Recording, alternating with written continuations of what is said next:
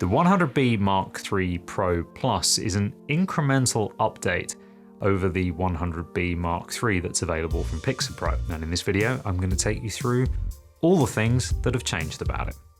My name is James Watts. I am a camera operator and editor based in the southwest of England, and the 100B Mark III from Pixapro has been one of my go-to lights as part of my lighting kit over the last couple of years.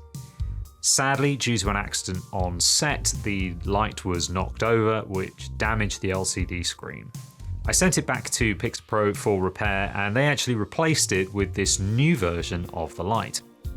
The 100B Mark III Pro Plus maintains the same original body housing as its predecessor, but there's been a lot that's changed under the hood, specifically with the COB on the front and the control unit on the back.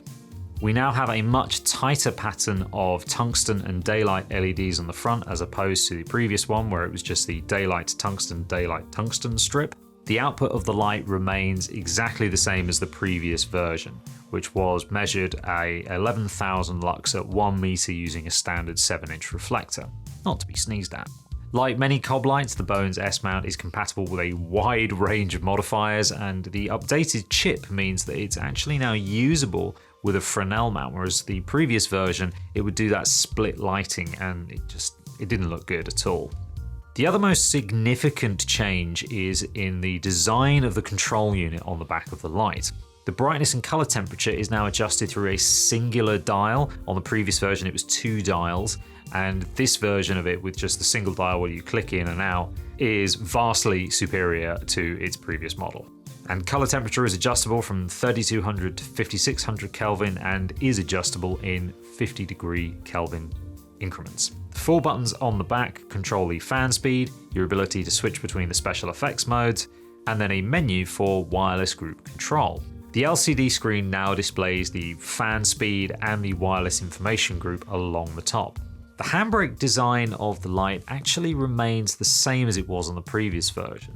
Now, I wasn't wild about this version of the handbrake system because it's metal on plastic, so after time it does actually shear, and on my previous version of the light it had sheared, so I was using metal washers in order to be able actually to tighten the light back down again. This happened after about 2 years of solid use, so it does happen, but it's just something to be aware of on these versions of the light. We've now got full control over the fan speed, and that can either be left on auto so the light can work out how hot it's getting and adjust the fan speed accordingly, or we can adjust it in 4 speed settings. My takeaway from this is that the fan itself is louder than the fan that was used in the previous version. So sound guys, you're going to notice there's a little bit more of a fan noise going on here, but the reality is if you keep the fan at the low speed or keep it in auto, then realistically you're not actually going to be able to pick up that sound on a microphone, especially if that's facing away from you. Here are some audio samples with the microphone placed about 6 inches from the light itself, 12 inches from the light, and then one which has rear axis rejection.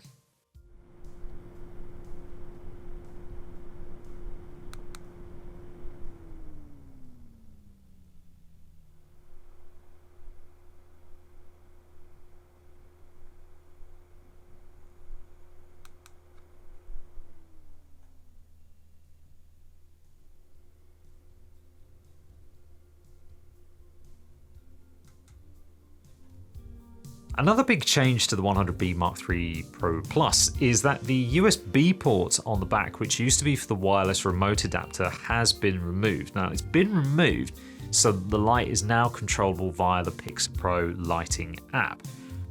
The app requires your Wi-Fi, Bluetooth, and your location services to be turned on. Once these are active, select the group that your light is on, and then you can control the brightness, the color temperature, and any effects from your phone. If I had a dedicated wireless device for the light, say I had a dedicated iPhone or I had a dedicated iPad for that, then it probably wouldn't be a problem. But for me, because I'm switching between so many different devices which all need apps nowadays, I actually would have preferred to see the USB port reinstalled and have that control via the remote. My work in corporate video production relies very heavily on me reproducing accurate color for videos, whether that's to showcase a client's brand or, quite crucially, just to showcase the client themselves and reproduce accurate skin tones. Doing a custom white balance for every shot ensures that the most accurate representation of color is achieved every time. Here are the results of the 100B Mark III Pro Plus when measured using a color checker and the light was going through a 7-inch reflector. Now, I don't have a color meter sadly, but my Panasonic EVA1, when doing a custom white balance, shows you what the Kelvin temperature is, and this is why I love the Panasonic EVA1, it shows the green magenta shift and how much it's had to compensate for that. So these are the results that were taken at 10%, 50% and 100% brightness across the 32, 4300 and 5600 Kelvin ranges with the light. As part of my lighting kit, I have the 200B Mark III, and that predominantly is used as my key light when I'm shooting interviews. It's just about powerful enough to be able to combat the sun if I'm shooting inside, so I'm able to balance windows against an interview subject. Now, the 100B is just as capable as being used as a key light. Here I've got it going through a 65cm parabolic softbox. And in a controlled environment like this, where I'm not competing against any windows, I think this light performs fantastically. The fresnel attachment for the previous model also works, but now due to the new chip head design, we aren't getting the multiple shadows or any of the split lighting that we used to get from the previous model. Now it's just a clean ball of light, and that is a very, very welcome upgrade, as I used to use the fresnel attachment a lot with the previous model. The 100B Mark III Pro Plus has a lot of small upgrades over its predecessor, but all of them actually amount to a user experience that is far superior than the previous version. And that's what you want to see when any product is upgraded over the previous generation. You want to be able to see that it has developed, that it has evolved, and crucially that it's now easier and more beneficial to use on production day to day. And that's why I really like Pixapro products, because their products are really durable and they are really long lasting, and crucially, they produce a really fantastic light output, which is great for skin tones and is great for my work inside of corporate video production. Thanks for watching. I hope you found this video helpful. If you've got any questions about the light, please pop it in the comments down below, and I'll see you in the next one.